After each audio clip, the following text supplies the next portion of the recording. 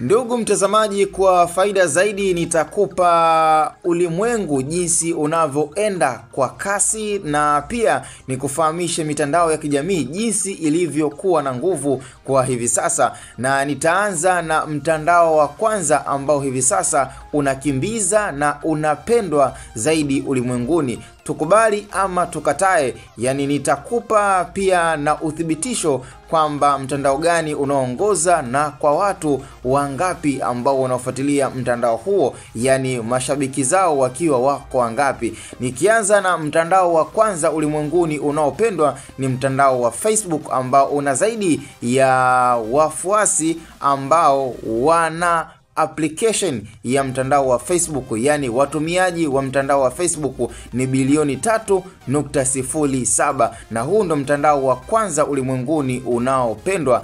Na mtandao wa pili ni mtandao wa Instagram, ambao huu ni mtandao wenye wafuasi na watumiaji bilioni 3.01, na huu ndo mtandao wa pili ulimwenguni ambao unapendwa. Nikienda kwa mtandao wa tatu hivi sasa ni mtandao wa WhatsApp, ambao una watumiaji bilioni 3 kwa ujumla kwa takwimu ambazo zimeshaweza kutolewa. Na mtandao wa nne si mwingine ni mtandao wa YouTube, ambao wenyewe una watumiaji lakini pia na users ambao ni bilioni 2.53.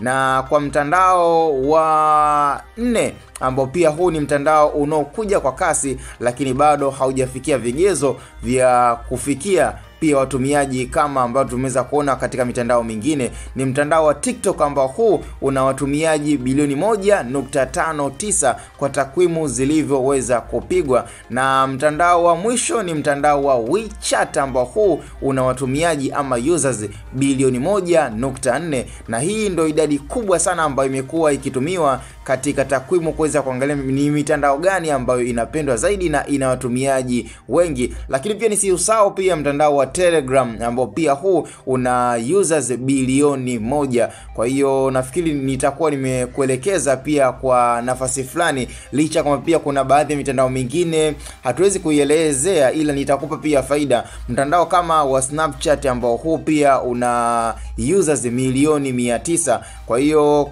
mtandao wa mwisho ni Snapchat, Telegram, WeChat, TikTok, YouTube, WhatsApp, Instagram, nambari 1 ikiwa ni Facebook. Huu ndo ukweli na uhalisia uliopo.